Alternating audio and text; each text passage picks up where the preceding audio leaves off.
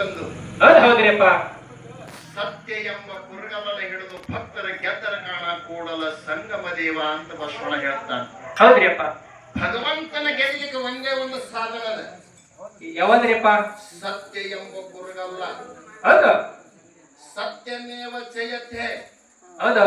ಯಾಕ ನಮ್ಮ ಶಾಸನದ ಎಲ್ಲಿ ಸತ್ಯದ ಅಲ್ಲೇ ಜಯದ.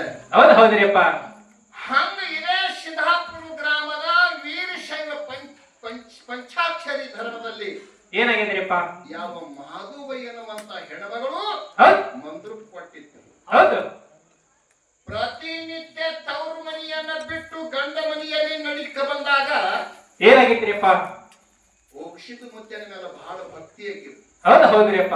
ಇಲ್ಲಿ ತವರು ಮನೆಯಾಗಿದ್ದಾಗ ಮೋಕ್ಷಿತನ ದರ್ಶನ ಪ್ರತಿನಿತ್ಯ ತಪ್ಪಲಿಲ್ಲ. ಹೌದು. ಮುಂದೆ ಲಗ್ನ ಮಾಡಿಕೊಂಡು ಗಂಡ ಮನೆಗೆ ಬಂದ್ರು ಕೂಡ ಪುಣ್ಯಾತ್ಮರೇ ಸಪ್ಪಂಡ ರಾತ್ರಿ ಗೆದ್ದು ಬ್ರಹ್ಮಿ ಮುಹೂರ್ತದಲ್ಲಿ ಝಾಮ ಝಳಕವನ್ನು ಮಾಡಿಕೊಂಡು ಪಂಚಾರ್ತಿ ಹಚ್ಚಿಕೊಂಡು ಮಂದ್ರಪದಿಂದ ನಡೀತಾ ಸಿದ್ಧಾಪುರಕ್ಕೆ ಬಂದು ಮೋಕ್ಷಿತನ ದರ್ಶನ ಮಾಡಿ ಹೋಗ್ತಿದ್ರು ತಾಯಿ. ಹೌದ್ರಿಪ್ಪ. ಹಿಂಗ ಎಷ್ಟೊಂದು ವರ್ಷ ಭಕ್ತಿ ನಡೆದಿತ್ತು. ಏನಾಗಿತ್ರಿಪ್ಪ? ಮುಂದ ಮನೆಯಲ್ಲಿ ಇರುವಂತ ಅತ್ತಿ ನೋಡಿದ್ರು ಒಮ್ಮ. ಹೌದ್ರಿಪ್ಪ. ಆದ್ರ ಮಗನಿಗೆ ಹೇಳ್ತಾ ಏನಂತ? ಏ ಮಗ, ಹೌದು, ನಿನ್ನ ಹೆಂಡತಿ ಸಬ್ಬಂಡ ರಾತ್ರಿ ಗೆದ್ದು ಎಲ್ಲಿ ಹೊಂಟಾಳೋ ಏನೋ ಸಂಶಯ ಬರ್ಲಕತ್ತದ ನನಗೆ. ಹೌದ್ರಿಪ್ಪ. ಅವಾಗ ಆ ಪತಿನಾಥ ಇದ್ದವ ಏನು ಮಾಡ್ತಾರಿಪ್ಪ? ಅವನ ಮಾತು ಕೇಳಿ ನನ್ನ ಹೆಂಡತಿ ಎಲ್ಲಿಗಡೆ ಹೋಗ್ತಾಳಂತ ಹಿಂದೆ ಬೆನ್ನ ಹತ್ತದ ನೋಡ್ಬೇಕಂತ ಹೇಳಿ ಹಂಗೆ ಬೆನ್ನ ಹತ್ತಿಲ್ಲ. ಹ್ಯಾಂಗ್ರಿಪ್ಪ? ಎಲ್ಲರ ದೃಷ್ಟಿಗೆ ತೆಪ್ಪ ವ್ಯವಹಾರ ಮಾಡಿದ್ರೆ ಕೊಳ್ಳಿಲಿ ಕಡಿಬೇಕಂತ ಕೊಳ್ಳಿ ತಗೊಂಡು ಬೆನ್ನ ಹತ್ಯ. ಹೌದ್ರಿಪ್ಪ. ತಾಯಿ ಹಿಂಬಲ್ ಯಾವ ಮಹಾದೇವಾಯಿ ಮುಂದೆ ಹೋಗ್ತಿದ್ರು ಗಂಡ ಕೊಳ್ಳಿ ತಗೊಂಡು ಹಿಂದೆ ಬೆನ್ನ ಹತ್ಯ. ಇದೇ ಹೇಮರೆಡ್ಡಿ ಮಲ್ಲಮ್ಮನ ಮೇಲ ಸಂಶಯ ತಗೊಂಡೆ ಹುಚ್ಚ ಭರ್ಮ ಅವನ ಮಾತು ಕೇಳಿ ಕೊಳ್ಳಿಲಿ ಬಡ್ಲಿಕ್ಕೆ ಹೋಗಿದ್ದ. ಹೌದ್ರಿಪ್ಪ. ಎತ್ತಿದ ಕೊಳ್ಳಿ ಎತ್ತೆ ನಿತ್ತು ತೆಳಗ ಬರ್ಲಿಲ್ಲ. ಏನು ಮಲ್ಲಮ್ಮನ ಮೇಲೆ ಕೊಳ್ಳಿ ಎತ್ತಿದ ಕೊಳ್ಳಿ ಬಂಗಾರದೈತದ. ಹಂಗ ಈ ಮಂದ್ರಪ್ಪ ಗ್ರಾಮದ ವಾಡ್ಖಾರ ಅನ್ನುವಂಥ ಮನಸ್ಥಾನ ಪತಿನಾಥ ಕೊಳ್ಳಿ ತಗೊಂಡು ಹಿಂದೆ ಬೆನ್ನ ಹತ್ತಿದ ಮಹಾದುಬೈ ಮುಂದೆ ಹೋಗ್ತಿದ್ದಳು. ಅವಾಗ ಪುಣ್ಯಾತ್ಮರ ಭೀಮಾವಳಿ ಮಹಾಪೂರ ಹರಿತಿತ್ತು. ಹೌದ್ರಪ್ಪ. ಎರಡು ದಡಿ ಶೋಷಿ ನಡೆದಿತ್ತು. ಭಗವಂತನ ನಾಮಸ್ಮರಣೆ ಒಳಗ ತಲ್ಲೀನಾಗ. ಹೌದ್ರಿಪ್ಪ. ಆ ಭಗವಂತನ ನಾಮಸ್ಮರಣೆ ಒಳಗ ತಲ್ಲೀನಾಗಿ ಮಹಾಪೂರ ಹರಿಲಿಕ್ಕತ್ತದಂತದ ಖಬರ್ ಇರ್ಲಿಲ್ಲ ಆಕೆಗೆ.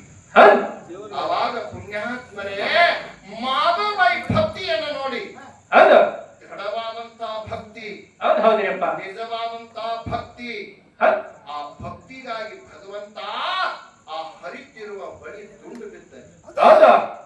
ಮಾಧುಬಾಯಿಗೆ ಹೊಳಿ ತುಂಡು ಬಿತ್ತು, ದಾರಿ ಸರಳ ಮಾಡಿಕೊಡ್ತು. ಆ ತುಂಡ ಬಿದ್ದ ಬಳಿಯಿಂದ ಮಾಧುಬಾಯಿ ಹೆಂಗೆ ಸಾಗಿ ಸಿದ್ಧಾಪುರಕ್ಕೆ ಬಂದು ಮೋಕ್ಷಿತನ ಮುಂದೆ ಪಂಚಾವೃತಿಯನ್ನ ಬೆಳಗಿ ಭಗವಂತನಿಗೆ ದರ್ಶನ ಮಾಡುವ ಸಂದರ್ಭದೊಳಗೆ ನನ್ನ ಮೋಕ್ಷಿತ ಮತ್ತೆ ಹೇಳ್ತಾನೆ ಏನಂತ? ಏ ತಾಯಿ, 12 ವರ್ಷ ನನ್ನ ಶಿವ ಮಾಡಿದಿ. ಏನೋ ಒಂದು ದೃಷ್ಟಿ ವಿಚಾರದಿಂದ ನಿಮ್ಮ ಮನೆಯೊಳಗೆ ಎಲ್ಲಾರು ಸಂಶಯ ತಗೊಳ್ಕತ್ತ. ಹೌದ್ರಿಪ್ಪ. ಇನ್ನು ನಾನೇ ನೀಡಿದ ನೀನು ಸಿದ್ಧಾಪುರಕ್ಕೆ ಬರಬೇಡ. ನಾನೇ ನೀರು ಸ್ಥಾನಕ್ಕ ನಾನಿನ ಮಂದ್ರಪುರ ಗ್ರಾಮ ನಿನ್ನ ಹೊಲದಾಗ ನಾ ಬಂದ ನಿನ್ನ ಅಲ್ಲೇ ಶಿವ ಮಾಡೋಣ ಅಂತ ಹೇಳು. ಹೌದ್ರಿಪ್ಪ. ಈಗ ಸದ್ಯ ಯಾವ ನನ್ನ ಇದೇ ಸಿದ್ಧಾಪುರದ ಮಹಾದುಮೈ ಭಕ್ತಿಗಾಗಿ, ಇದೇ ಸಿದ್ಧಾಪುರ ವಂಶದ ಭಕ್ತರ ಭಕ್ತಿಗಾಗಿ ಯಾಕಂತ ಕೇಳಿದ್ರ ಮಾಯಿನ ಗಿಡದಾಗ ಕಾಯಿ ಕಗ್ಗಿದ್ದಾಗ ಯಾವ ಗಿಣಿನೂ ಬರಲ್ರಿಪ್ಪ. ಅದೇ ಗಿಡದಾಗ ಕಾಯಿ ಕಗ್ಗಿದ್ರೆ ಗಿಣಿಗಳು ಬರ್ತಾವ, ಹಕ್ಕಿಗಳು ಬರ್ತಾವ, ಕುಂಡಿರ್ತಾವ, ಮಲಮೂತ್ರ ಮಾಡಿ ಹೋಗ್ತಾವ್ರಿಪ್ಪ. ಕಾಯಿ ಮುಟ್ಟಲ್ರಿಪ್ಪ. ಅದೇ ಗಿಡದಾಗ ಕಾಯಿ ಕಗ್ಗ ಹೋಗಿ ಹಣ್ಣಾಯ್ತು ಅಂದ್ರೆ ಏನಾಗ್ತದ್ರಿಪ್ಪ? ಯಾವ ಹಕ್ಕಿಗಳಿಗೆ ಟಪಾಲ್ ಹಾಕದ ಗರಜಿಲ್ಲ, ತಾನೇ ಬಂದು ತಿಂತಾವ ಹಣ್ಣ. ಹೌದ್ರಿಪ್ಪ. ಹಂಗ ನನ್ನ ಮಹಾನುಭಾಯಿ ಭಕ್ತಿ ಹಣ್ಣಾದಾಗ ಭಗವಂತನೇ ಎಲ್ಲಿ ಭಕ್ತರಿರ್ತಾರ ಅಲ್ಲಿ ಭಕ್ತರ ಭಕ್ತಿಗಾಗಿ ಬಂದು ಈಗ ಸದ್ಯ ಮಂದ್ರಪುರಾಗ ವಾಸ ಮಾಡ್ಯಾರ. ಹೌದ್ರಿಪ್ಪ.